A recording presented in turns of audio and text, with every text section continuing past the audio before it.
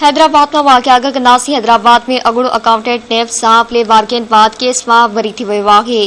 नेब प्ले 1 करोड़ 72 लाख रुपया जमा कराइण बाद ख़ादिम शाह खे आज़ाद करे छॾियो।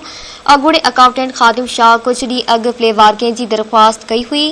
ख़बर वासा हैदराबाद में शेयर कई पिया। हैदराबाद में अगुड़ो अकाउंटेंट नेब सां प्ले बारगेन बाद केस मां वरी थी वियो आहे।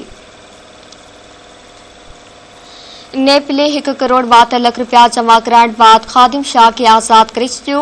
अगुड़े अकाउंटेंट ख़ादिम शाह कुछ ॾींहं अॻु प्ले बारगेन जी दरख़्वास्त कई हुई। ख़बर वास शेयर कई पिया। अगुड़े अकाउंटेंट ख़ादिम शाह कुछ ॾींहं अॻु प्ले बारगेन जी दरख़्वास्त कई हुई। हैदराबाद में ख़बर वास शेयर कई पिया। हैदराबाद में अगुड़ो अकाउंटेंट नेब सां प्ले बारगेन बाद केस मां वरी थी वियो आहे। नेब प्ले 1 करोड़ 72 लाख रुपया जमा कराइण बाद ख़ादिम शाह के आज़ाद करे छॾियो। अगुड़े अकाउंटेंट ख़ादिम शाह कुछ ॾींहं अॻु प्ले बारगेन जी दरख़्वास्त कई हुई। हैदराबाद में अपडेट्स फार्म कंदासीं शबीर अबड़ो खां। जी शबीर आगा कजो। जी बिल्कुल, हैदराबाद की एहतसाब अदालत directorate of curriculum and assessment Sindh Jamshoro के अॻे अकाउंटेंट के प्ले बारगेन करण बाद आज़ाद करे छॾियो आहे।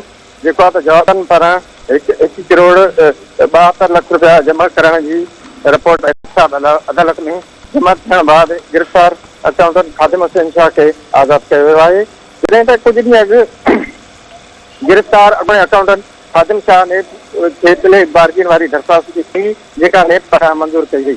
नेब 2018 ईस्वी दौरान जांच बाद directorate of curriculum and assessment Sindh Jamshoro में मुख़्तलिफ़ कमनि लाइ फंडनि में करोड़ रुपयनि जी खुदगुज़ार जो के साख़्त कयो हो।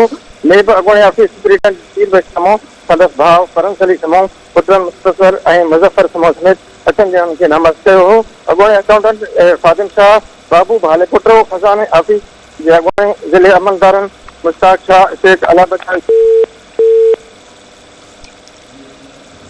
ठीक है, वॾी महिरबानी शबीर अबड़ो तफ़सील ॾियण जे लाइ।